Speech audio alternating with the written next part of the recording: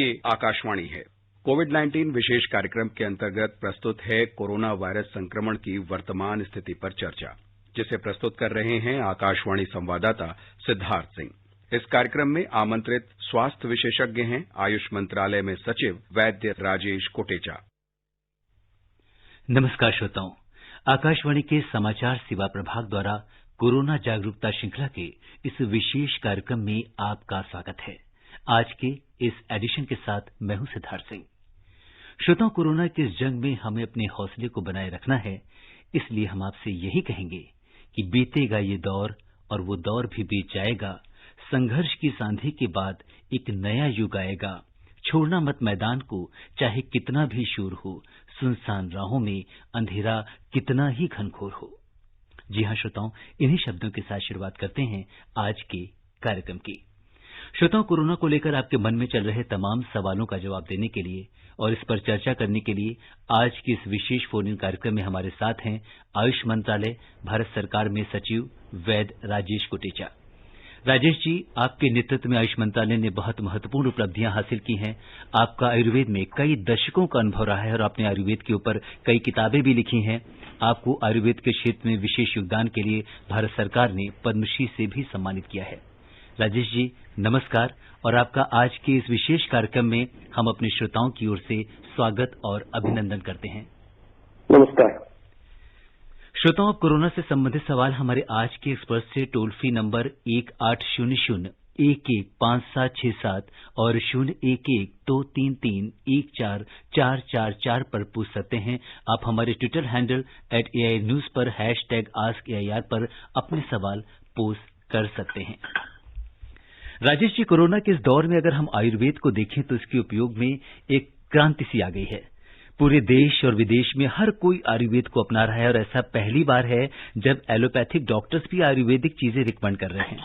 और जैसा कि प्रधानमंत्री नरेंद्र मोदी भी आयुष मंत्रालय के दिशा निर्देशों का पालन करने और उसे अपने जीवन का हिस्सा बनाने पर जोर देते रहे हैं, और जिस तरह कोरोना महामारी के युग में आयुष मंत्रालय ने लोगों की इम्यूनिटी बढ़ाने के लिए जो एडवाइजरी जारी की और लोगों ने उसका पुरजोर पालन किया, ये कोरोना से जंग में काफी मददगार साबित हुआ। आपसे जानना चाहेंगे कि वो दिशा निर्देश क्या हैं और लोग इसे किस तरीके से अपना सकते हैं। वास्तव में दिशा निर्देश इतने सरल है कि उसके लिए कोई बहुत ज्यादा कॉम्प्लिकेशन करने की आवश्यकता नहीं। हमने उसको नाम दिया है सेल्फ केयर गाइडलाइंस। मतलब आप स्वयं अपने आप को हेल्प कर सकते हैं जी। मूल हेतु ये है कि ये किसी इस प्रकार की कोई भी बीमारी हो जिसमें यदि व्यक्ति की इनर कोर इम्यूनिटी, जिसको कहते हैं जनरल इम्यूनिटी जी, वो यदि अच्छी हो तो वो उनको यदि ये रोग होता भी है, पहले तो अव्वल वो इन्फेक्शन से बचे रहते हैं जहां तक हो सके, लेकिन यदि होता भी है तो वो सीवियरिटी में नहीं जाता। There are so many evidences about that जी। तो ये जो इम्यूनिटी सेल्फ केयर की जो गाइडलाइंस है वो कई प्रकार की है। जैसे हमने कहा कि घर में आप हल्दी वाला दूध पीजिए। हल्दी के बारे में हम सब जानते हैं, इसके बारे में ज्यादा कुछ डिटेल में हम बताने की जरूरत नहीं, क्योंकि हल्दी के ऊपर इतना सारा काम भी हुआ है और हम सब लोग हल्दी के गुणों से परिचित हैं जी। फिर हमने कहा कि आप नाक के जो प्रवेश द्वार, नाक में घी लगाइए, तो मुंह में तेल भर के उसको कुल्ला करिए, मतलब कवल दान कहते हैं उसको संस्कृत में।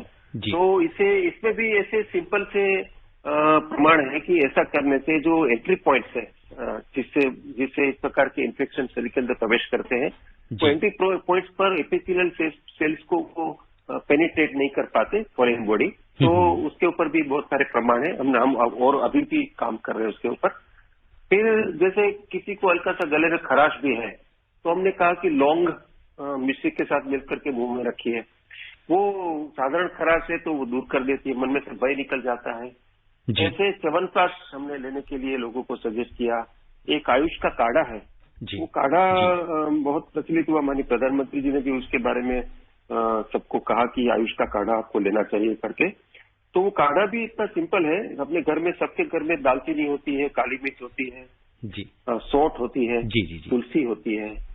तो इसको मिला करके बनाने के लिए घर में चाय की तरह काढ़ा बना करके लेना चाहिए, ऐसा हमने बताया। राजेश जी, जो काढ़े के बारे में अभी हमारी चर्चा चल रही है और ये जिसे हम कहें कि बहुत से लोगों ने इसे एक चाय का एक अल्टरनेट बना लिया है और एक हर्बल टी की तरह यूज हो रहा है, लेकिन इस काढ़े में क्या कौन कौन से तत्व होने चाहिए और उनकी सही मात्रा क्या है, इसके बारे में थोड़ा विस्तार से हमें बताइए।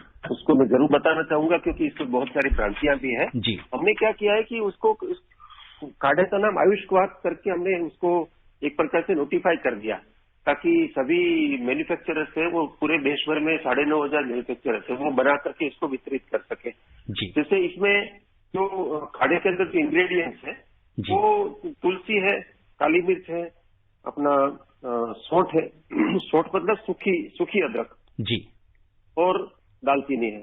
तो एक भाग तुलसी, एक भाग दालचीनी, 1/4 भाग काली मिर्च और 1 भाग सौंठ, इसको सब मिला करके 1/4 चम्मच 1 कप के लिए सब मिला करके, तो इसको हम बना के घर में रख सकते हैं और 1/4 चम्मच 1 कप के लिए यूज कर सकते हैं जैसे चाय बनाते हैं। और उसको 1 कप पानी में डाल करके और उबालना चाहिए और यदि उसको फ्लेवर चाहिए तो गर्म उबलते हुए पानी में डाल करके फिर गैस बंद करके उसको ढक देना चाहिए। और उसमें हमने ये आपने देखा होगा कि उस एडवाइजरी में हमने कहा है कि आप बाद में मुनक्का मिलाइए, मीठे के लिए आपको गुड़ मिलाइए, आपको नींबू पसंद नींबू मिलाइए। ये प्रकृति के अनुसार है, किसी को नींबू पसंद है, किसी को गुड़ पसंद है, लेकिन गुड़ मिलाने से मुनक्का मिलाने से उसकी थोड़ी तासीर गर्म कम हो जाती है, तो वो सबको सूट करता है और इतना स्वादिष्ट है कि बहुत सारे हमारे भारत सरकार के कार्यालयों में आजकल चाय की जगह ये आयुष का काढ़ा ही सब लोग पीते हैं। नहीं, और ये बहुत ही महत्वपूर्ण बात आपने हमसे शेयर की और सबसे बड़ी बात यह है कि काढ़े को लेकर लोगों में तमाम तरह की, जैसे आपने भी कहा कि भ्रांतियां थी, आज हमारे श्रोताओं को इसकी जो सही क्वांटिटी है, किस किस रेशियो में क्या क्या चीज डालनी है, आपसे ये भी जानना चाहेंगे काढ़े का सेवन हम एक दिन में कितनी बार कर सकते हैं? एक दिन में 2 से 3 बार कर सकते हैं और यदि मौसम ठीक रहा, जैसे आजकल मौसम भी बहुत बरसात वगैरह भी चल रही है, तो बरसात के करीब ठंडा हो गया तो 4 बार भी ले सकते हैं। और राजेश जी, कोरोना के युग में जैसा हम कहें कि गर्मी का मौसम निकल गया और जो पानी की बोतल्स हम फ्रिज में रखते थे, शायद वो बीते जमाने की बात हो गई और आजकल हर आदमी गर्म पानी पी रहा है। तो आपसे इसके बारे में जानना चाहेंगे कि इसके क्या फायदे हैं और क्यों जरूरी है? असल में ये आपने देखा होगा कि नेशनल प्रोटोकॉल जो ICMR की तरफ से जारी हुआ उसमें भी उन्होंने उसको कहा है कि गर्म पानी अपने को थोड़ी थोड़ी देर में पीते रहना चाहिए। उसके पीछे आयुर्वेद में तो ये हमारे पास लॉजिक है कि गर्म पानी इस प्रकार से लेने से जठराग्नि जो है अपना जो डाइजेस्टिव सिस्टम है, मेटाबॉलिज्म है, वो ऑप्टिमम रहता है और ऐसा करने से रोग नहीं आते। और गर्म पानी थोड़ी थोड़ी देर में लेते रहने से इस प्रकार के जो एंट्री पॉइंट्स है अपने, जैसे मैं अभी वो घी लगाने के लिए बता रहा था नाक के पास या मुंह में तेल भरने के लिए कह रहा था, तो एंट्री पॉइंट्स में यदि वायरस की एंट्री होती भी है तो वो मल्टीप्लाई नहीं कर पाते बारी बारी गुनगुना पानी पीने से। तो ये बहुत इंपॉर्टेंट बात है, गर्म पानी थोड़ी थोड़ी देर में लेते रहने से ये सब लाभ होते हैं। और राजेश जी, एक दिन में कितना हमें गर्म पानी पीना चाहिए एक स्वस्थ व्यक्ति को, अगर हम आयुर्वेद पद्धति की बात करें तो? देखिए, इसके ऊपर भी बहुत सारी भ्रांतियां हैं भाई साहब। जी।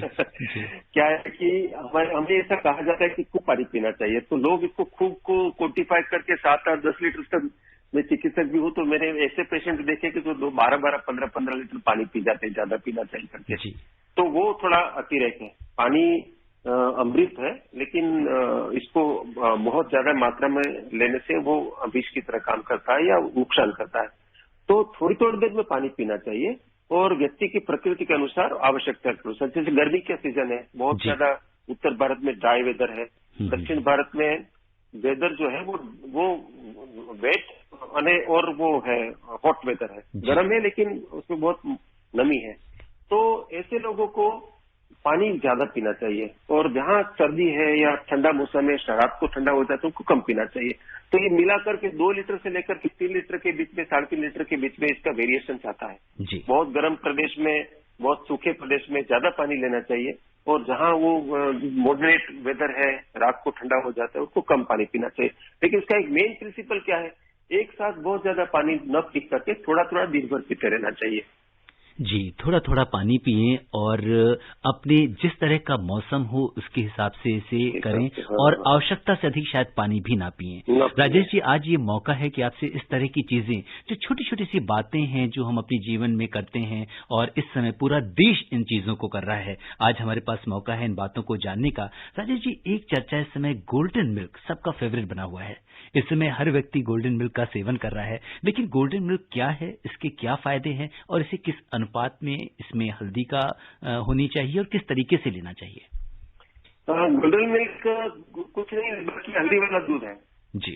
हल्दी को जब हम दूध में डालते हैं तो वो गोल्ड कलर का दूध हो जाता है, it is called as golden milk. और हल्दी और दूध के कॉम्बिनेशन के इतने सारे लाभ हैं। साधारणतः हल्दी अकेले लेने से ड्राई होती है, वो सूखी होती है और गर्म भी तासीर होती है, लेकिन जब दूध के साथ मिलाते हैं तो वो आप दूध उसकी उष्णता को कम कर देता है हल्दी की, और रुक्षता को भी कम कर देता है। और अभी जो हल्दी के ऊपर जो बहुत सारे रिसर्च हुए हैं, उसके जो अंदर का कुरकुमिन है, वो कुरकुमिन ऑयल सोल्यूबल होता है। वो ऑयल सोल्यूबल होने से वो जब किसी ऑयल मीडिया के साथ या दूध के साथ लेते हैं तो शरीर में उसका एब्जॉर्प्शन होता है। इसलिए हल्दी और दूध साथ में लेना चाहिए गोल्डन मिल्क बना करके। अब उसके बहुत सारे लाभ हैं जी। वो एंटी इन्फ्लेमेटरी है, शरीर के अंदर सूजन कम करता है, दर्दें कम करता है, सभी प्रकार के वायरल इन्फेक्शन में काम करता है। अभी कोरोना के ऊपर काम करता है कि उस पर स्टडीज चल रहे हैं, इसलिए क्लेम करना ठीक नहीं है, लेकिन सभी प्रकार के जो श्वसन तंत्र की बीमारियां हैं उसमें वो काम करता है, हेल्प करता है और जनरल इम्यूनिटी भी बढ़ाता है। हल्दी के इतने सारे गुण हैं, अपने वो स्किन को ठीक करता है, ब्लड सर्कुलेशन को ऑप्टिमाइज करता है, और दूध और हल्दी मिला करके लेने से साधारणतया लोग बीमार नहीं पड़ते। खास करके जुकाम, खांसी, सर्दी वाली जो बीमारियां हैं, एलर्जी की बीमारियां हैं, वो कम होती है क्योंकि वो एंटी एलर्जिक भी है जी। और राजेश जी, यहाँ पे एक रेशियो की भी बात करेंगे कि कितने दूध में कितनी हल्दी होनी चाहिए। और इसके साथ जी राजेश जी, और दूसरी चीज ये है कि बहुत सारे लोग जो ताजी हल्दी की गांठ होती है उसको भी पीस के दूध में मिला के ले रहे हैं। कई बार ये भ्रांतियां होती है कि क्या ये गर्म ज्यादा होती है, अगर गर्मी का सीजन है, इस तरह का ह्यूमिड वाला मौसम है, तो क्या हमें उसे लेना चाहिए या हमें पिसी हल्दी का उपयोग करना चाहिए? दोनों ले सकते हैं। ताजी हल्दी भी अच्छी है, सूखी हल्दी भी, पिसी हल्दी अच्छी है। ताजी हल्दी लेनी हो तो उसकी मात्रा थोड़ी ज्यादा लेनी चाहिए क्योंकि उसके अंदर के औषधीय तत्व डाइल्यूटेड होते हैं। और मात्रा कितनी लेनी चाहिए वो इम्पोर्टेंट है कि जैसे एक कप, हमारा जो कप का साइज है वो 150 से 200 ml होता है। तो हम यदि मान लीजिए 200 ml समझे तो 200 ml के लिए छोटा चम्मच लगभग 4 ग्राम जितना हल्दी होना चाहिए। और यदि हम उससे छोटा वाला कप जो 150 ml वाला कप है, जो चाय जिसमें हम पीते हैं अपने यहाँ भारत में, तो वो उसके लिए आधा चम्मच होना चाहिए, लगभग 3 ग्राम के आसपास होना चाहिए। हल्दी बहुत ज्यादा लेने से भी वो नुकसान करती है। जी, ये बहुत महत्वपूर्ण बात आप हमें बता रहे हैं राजेश जी, क्योंकि इस समय पूरा देश इसका सेवन कर रहा है, लेकिन अनुपात क्या होना चाहिए, मात्रा कितनी होनी चाहिए, वो भी बहुत है, क्योंकि दवा को दवा की तरह से लेना है। और यहाँ पे आपसे एक चीज और एडवाइजरी की बात करेंगे राजेश जी। च्यवनप्राश को लेकर भी लोगों के अंदर तरह तरह की भ्रांतियां हैं। पहले कहते थे कि च्यवनप्राश गर्मी में नहीं खाना चाहिए, लेकिन इस बार गर्मी में जिस तरह से च्यवनप्राश का लोगों ने उपयोग किया है, इवन मार्केट में कई बार च्यवनप्राश की कमी तक देखी गई है, लेकिन इस समय बहुत अवेलेबल है और बहुत लोग इसका सेवन कर रहे हैं। तो किस तरीके से इसका सेवन करना है, कितनी बार करना है और क्या फायदे हैं? च्यवनप्राश जो है, च्यवनप्राश इम्यूनिटी बढ़ाता है, वो हम सदियों से जानते हैं, अपनी परंपरा में है कि च्यवनप्राश हम लोग लेते हैं और उसको लेने से इनर इम्यूनिटी, जिसको कोर इम्यूनिटी बोलते हैं, एक व्यक्ति की जनरल इम्यूनिटी वो बढ़ती है। और उसके अंदर आंवले का मुख्य इंग्रेडिएंट तो आंवला है, बाकी बहुत सारी चीजें हैं और उसके ऊपर बहुत सारे शोध हुए हैं और इतने सारे इसके प्रमाण हैं, वो इसकी इम्यूनिटी बढ़ा रही करके। तो इस बार हमने आयुष मंत्रालय की तरफ से जो इम्यूनिटी की गाइडलाइन जारी करी, उस पर हमने च्यवनप्राश लेने के लिए रिकमेंड किया। च्यवनप्राश के बारे में एक भ्रांति ये है कि बहुत गर्म होता है, इसलिए गर्मी में नहीं लेना चाहिए। ऐसा नहीं है, च्यवनप्राश 12 महीना ले सकते हैं, सिर्फ सर्दियों में ज्यादा ले सकते हैं। जैसे सर्दियों में 1 टेबल स्पून जितना, बड़ा स्पून जितना ले सकते हैं, तो गर्मियों में इसकी मात्रा कम करके 1 टीस्पून तक लेके जा सकते हैं, लेकिन ले सकते हैं, इसमें कोई हार्म नहीं है। इसलिए इस बार हमने इसमें इम्यूनिटी प्रमोशन गाइडलाइंस में जो हमने च्यवनप्राश का भी उल्लेख किया। और मैं आपको बताऊं, हमारे पास ऐसे डाटा है इस बार कि च्यवनप्राश की जो सेल है मार्केट में, वो पिछले 4 महीने में 3 गुना से ज्यादा हो गई। और च्यवनप्राश के जो कंजम्पशन स्टेट वाइज के डाटा हम देखते हैं कि जिस स्टेट में च्यवनप्राश लोग ज्यादा लेते हैं, वहाँ मोर्टालिटी रेट कम है। कोविड हो भी रहा है लोगों को, तो लोग उसमें उसका मोर्टालिटी रेट जिसको कहते हैं ना कि it is ranging from 6% to 1% in our country. और कुछ स्टेट्स तो ऐसे हैं जहाँ 0% है, कोई डेथ ही नहीं हुई।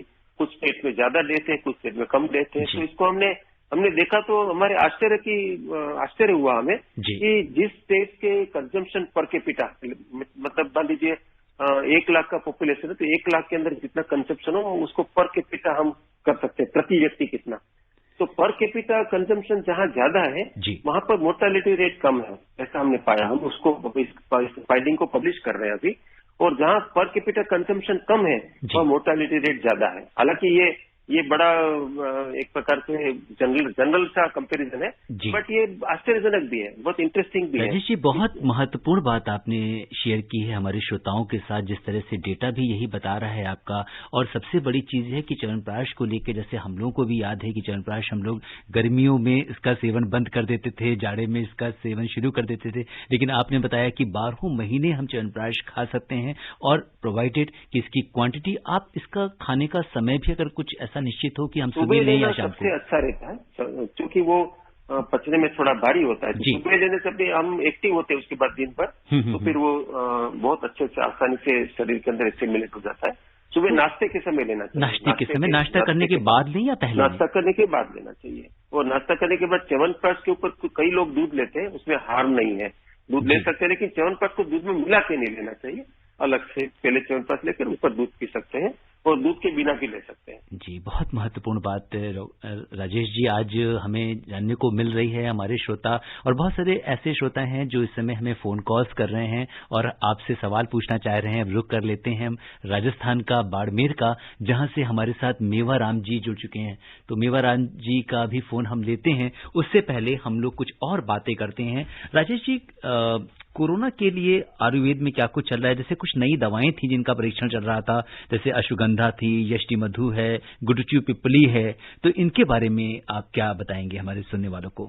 बहुत इम्प्रेसिव है। हम आयुष मंत्रालय और बहुत सारी संस्थाएं, हमारे नेशनल इंस्टीट्यूट, रिसर्च काउंसिल, बहुत सारे मेडिकल कॉलेजेस, CSIR, ICMR, हम सब लोग मिलकर के 91 साइट्स पर इसके परीक्षण चल रहे हैं, अलग अलग डिजाइन के। और हमारा जो प्रारंभिक हमारा जो ऑब्जर्वेशन है वो ये है कि उसको हम स्टडी पूरा करने के बाद ऑथेंटिकेटेड रूप में बता सकते हैं। लेकिन प्रारंभिक जो हम ऑब्जर्वेशन देखते हैं कि इंटरवेंशन जो है अश्वगंधा का प्रोफाइलाइसिस में, या गुडुचि पिपली, या यष्टि मधु, या अपने जो कालमेघ है, या आयुष 64 करके हमारी एक रिसर्च प्रोडक्ट है, तो उसको इंटरवीन करने पर, एड ऑन थेरेपी के रूप में या स्टैंड अलोन देने पर पेशेंट जल्दी रिकवर हो जाते हैं जी। उनके सिम्टम्स आगे नहीं बढ़ते और कॉम्प्लिकेशन में नहीं जाते। मैं इसका किसी प्रकार का दावा नहीं कर रहा हूँ, लेकिन हमारे ऑब्जर्वेशन है और बहुत सारी जगह पर हमने ये देखा है। अब इसको हम कोलेक्ट कर रहे हैं, उसको हाई एंड पब्लिकेशन तक लेके जाने के लिए हम प्रयत्नशील हैं जी। और इस बीच हमारे साथ एक और कॉलर जुड़ चुके हैं, फरीदाबाद से अनवर बिहारी जी। हेलो अनवर जी, नमस्कार, कार्यक्रम में आपका स्वागत है। डॉक्टर साहब से आप सवाल पूछ सकते हैं। हेलो जी अनवर जी, अपना सवाल पूछिए। नमस्कार सर। जी नमस्कार। नमस्कार। हेलो जी अनवर जी, आपकी आवाज हम तक आ रही है, अपना सवाल पूछिए। नमस्कार डॉक्टर साहब। नमस्कार जी, नमस्कार अनवर भाई। अनवर बिहारी बोल रहा हूँ, फरीदाबाद हरियाणा से जी। तो मेरा प्रश्न ये है कि किसी आदमी को लगातार 15 दिन तक बुखार रहता है और खूब तेज खांसी भी होती है और साथ में 6-7 किलो वजन भी कम जाता है, तो क्या उस आदमी को कोरोना वायरस का चेकअप कराना चाहिए? निश्चित रूप से कराना चाहिए भाई साहब। एक बार सिद्धार्थ जी, आप मुझे प्रश्न जी ये कह रहे हैं डॉक्टर साहब कि 15 दिन तक अगर बुखार रहता है और वजन भी अगर कम हो जाता है तो क्या कोरोना के लक्षण हो सकते हैं, उन्हें कोरोना का टेस्ट कराना चाहिए? इसमें संभावना तो जरूर होती है, टेस्ट तो करा लेना चाहिए, क्योंकि कोरोना के बारे में एक भ्रांति है कि कोरोना का मतलब हुआ कि आपको सांस के संबंधित बीमारी या खांसी जुकाम, गला खराब, ये सब चीजें ही होगी, ऐसा नहीं है जरूरी। कई प्रकार के लक्षण मिलते हैं। कुछ लोगों को पाचन तंत्र संबंधी लक्षण मिलते हैं, कुछ लोगों के सिर्फ स्वाद और सूंघने की शक्ति चली जाती है, तो कुछ लोगों को लगातार बुखार आता है। तो ये वेराइटीज ऑफ सिम्टम होने के कारण इसको हम ये नहीं कह सकते कि नहीं है, जांच करा लेनी चाहिए। राजेश जी, इस समय गिलोय को लेकर काफी लोग उत्साहित हैं और काफी मतलब अगर हम देखें तो मार्केट्स में बहुत तरह की टैबलेट्स के फॉर्म में मिल रहे हैं। कुछ लोग इसको पेड़ के जो स्टेम का पार्ट है वो भी लेते हैं। तो इसका सेवन किस तरीके से करना चाहिए और इसके क्या लाभ हैं? गिलोय के कई तरीके से ले सकते हैं। आपने ठीक बताया कि कुछ लोग गिलोय की बेल का वो जो तना होता है उसको लेकर के उसके काढ़ा भी पीते हैं।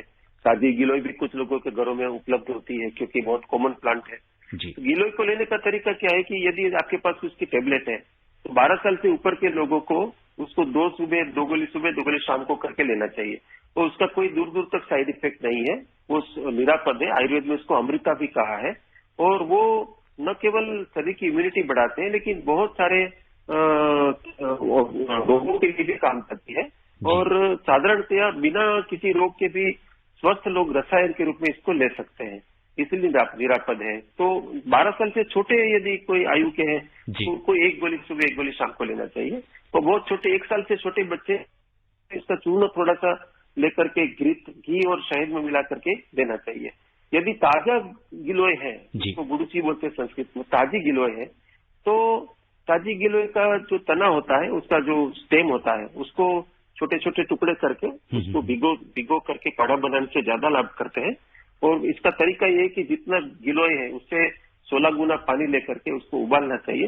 वो पानी जब आधा बचे तो उसको छान करके लेना चाहिए। और यदि उस समय उसको लगता है कि बहुत ज्यादा है तो और फर्दर रिड्यूस करके 16 गुना का चौथाई पानी भी ले सकते हैं और उसको काढ़ा के रूप में लेने से भी उतना ही लाभ मिलता है, बल्कि ज्यादा लाभ मिलता है जितना इसकी टेबलेट से मिलता है। जी, बहुत महत्वपूर्ण जानकारी आपने दी। और इसके बाद अब हम रुख कर लेते हैं मध्य प्रदेश में सीधी का, जहां से हमारे साथ मंगल प्रसाद विश्वकर्मा जी जुड़ चुके हैं। हेलो मंगल जी, नमस्कार। कार्यक्रम में आपका स्वागत है। अपना सवाल पूछिए। नमस्कार जी। नमस्कार डॉक्टर साहब को नमस्कार। मैं ये जानना चाह रहा था सर कि ये जो काढ़े की बात चल रही है जी, तो हम ये जानना चाहते हैं कि हम लोग इसको यदि घर में बनाना चाहें तो कैसे बना सकते हैं? जी डॉक्टर साहब, अभी शायद राजेश जी आपने काढ़ा बनाने की पूरी विधि विस्तार से बताई है। शायद इन्होंने अपना रेडियो सेट देर में ऑन किया होगा, तो एक बार जल्दी से कुछ बता देता हूँ कि काली मिर्च 1/4, सौंठ 1 भाग, दालचीनी 1 भाग और तुलसी 1 भाग, ये सब मिला करके ये सब मिला हुआ जो पाउडर है या दरदरा पाउडर है उसको 1/4 चम्मच लेकर के 1 कप पानी में डाल करके उबालना चाहिए, जैसे हम चाय बनाते हैं। और उसको छान करके उसमें मुनक्का या गुड़ या नींबू ये मिला करके इसको चाय की तरह पी सकते हैं, दिन में 2 से 3 बार। जी। और राजेश जी, इस समय देश में जो एकीकृत आयुर्वेद अस्पताल है उसकी बहुत चर्चा है और स्पेशली कोरोना को लेकर। तो ये एकीकृत आयुर्वेद अस्पताल किस तरह के अस्पताल हैं और यहाँ पे कैसे लोगों को सुविधा मिल सकती है? एकीकृत आयुर्वेद अस्पताल जो है एक्चुअली इसमें बहुत सारे मॉडल हैं।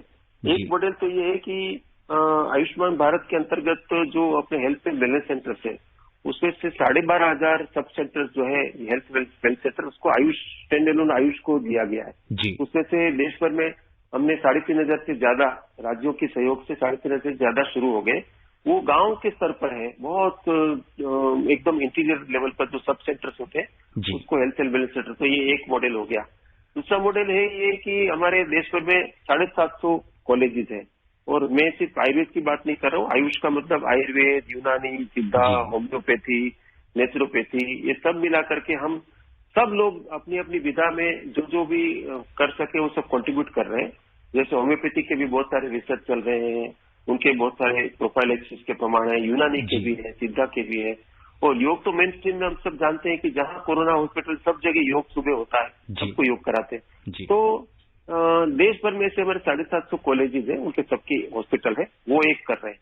फिर नेशनल हेल्थ मिशन के अंतर्गत कोलोकेटेड फैसिलिटीज में जगह जगह सब एलोपैथिक हॉस्पिटल के साथ आयुष के चिकित्सक उपलब्ध है, तो वहां भी ये सुविधा उपलब्ध है। और देश भर में लगभग 200 जिलों में आयुष के हॉस्पिटल 50 बेड के हैं जिला केंद्र पर, वहां भी इस प्रकार की सुविधाएं उपलब्ध है। और बहुत सारे जो स्टैंड एलोन आयुष हॉस्पिटल है उसको कोविड केयर सेंटर में या हॉस्पिटल में कन्वर्ट किया गया है। जैसे उदाहरण के रूप में दिल्ली स्थित हमारा जो हॉलीडे इंस्टीट्यूट ऑफ आयुर्वेद है गवर्नमेंट ऑफ इंडिया का, वो कोविड केयर सेंटर में कन्वर्ट हुआ है। तो ऐसे भी चंडीगढ़ में है, ऐसे दिल्ली में दूसरे दिल्ली सरकार के 2 कॉलेजेस है, उनके हॉस्पिटल है।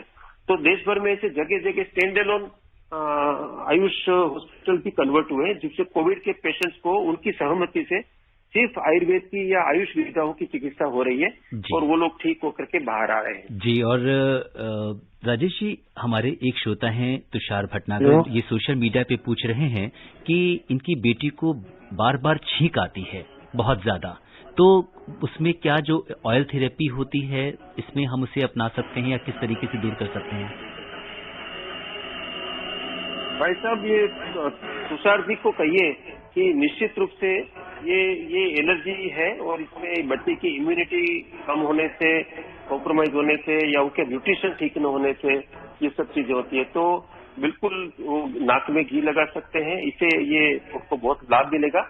लेकिन साथ में किसी अच्छे आयुष चिकित्सक को मिल करके उनकी चिकित्सा भी कराए, उसका न्यूट्रिशन प्रोबेबली ठीक कराए। आजकल के बच्चे का न्यूट्रिशन हम लोग मानते हैं कि हम अच्छा खाना देते हैं, लेकिन वो बैलेंस नहीं होता, प्रोटीन की कई बार कमी होती है, उसको चेक कराएं। न्यूट्रिशन ठीक होने से शायद ठीक हो जाएगा। इस उम्र में बच्चों को बड़ी बड़ी बीमारियां होती नहीं है।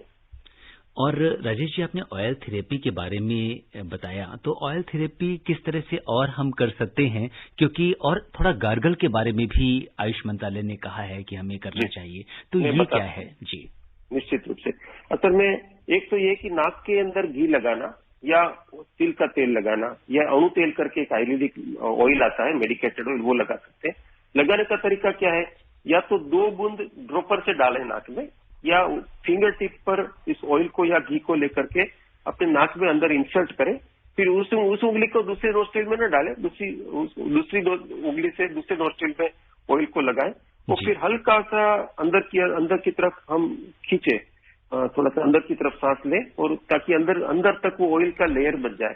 और वो बहुत इंपॉर्टेंट है। ये इसको हम प्रतिमर्श नस्य भी बोलते हैं संस्कृत में, कि रोज करने वाला। हमारे, आपको पता होगा कि हमारी परंपरा में था, सुबह उठ करके जब हम नहा करके नाक में सरसों का तेल या घी लगाते थे। This is the same thing, ये परंपरा में, लेकिन इसके पीछे साइंस है। और जो मैंने कहा था ऑयल थेरेपी, ऑयल पुलिंग मुंह में रखने के लिए, उसको कवल धारण बोलते हैं संस्कृत में। और उसके लिए क्या करना चाहिए कि 1 टेबल स्पून जितना तिल का तेल या नारियल का तेल मुंह में रखे, अंदर निगलना नहीं होता, गरारे भी नहीं करने होते, मुंह में उसको घुमाना होता है। इसको स्विश अराउंड बोलते हैं, स्विशिंग अराउंड।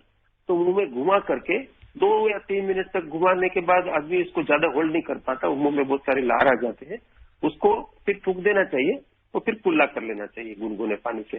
तो उससे क्या होता है कि एक तो हमने ये कोरोना के संदर्भ में ही बताया कि उसके एंट्री पॉइंट्स पर उसको अरेस्ट होता है, वायरस के एंट्री पॉइंट प्रोपगेशन नहीं होता, आगे बढ़ने से रोक पाते हैं संभवतः। लेकिन ये इसके और भी बहुत सारे गुण हैं कि अपने दांतों को मजबूत करते हैं, अपने स्वाद के जो रिसेप्टर्स है अपने उसको ऑप्टिमाइज करते हैं, तो भोजन अच्छा लगता है और ओरल हाइजीन को अच्छा करता है।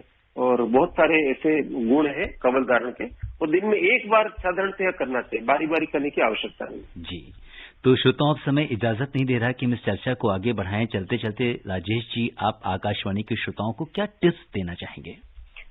मैं निश्चित रूप से ये बताना चाहूंगा कि पहले तो इसे घबराना नहीं चाहिए और अपने आप को स्वस्थ रखने के सभी उपक्रम जो आयुष मंत्रालय ने बताए हैं वो करने चाहिए। लेकिन ये सब करते हुए जो साधारण नॉर्म है, सोशल डिस्टेंसिंग, मुंह पर मास्क लगाना, कहीं बिना काम के कहीं जाना नहीं, और बाहर से आकर के तुरंत साबुन से हाथ धो लेना और सैनिटाइजर का प्रयोग करना, ये भी बहुत ऐसे उपक्रम है जिससे हम इस रोग से बच सकते हैं।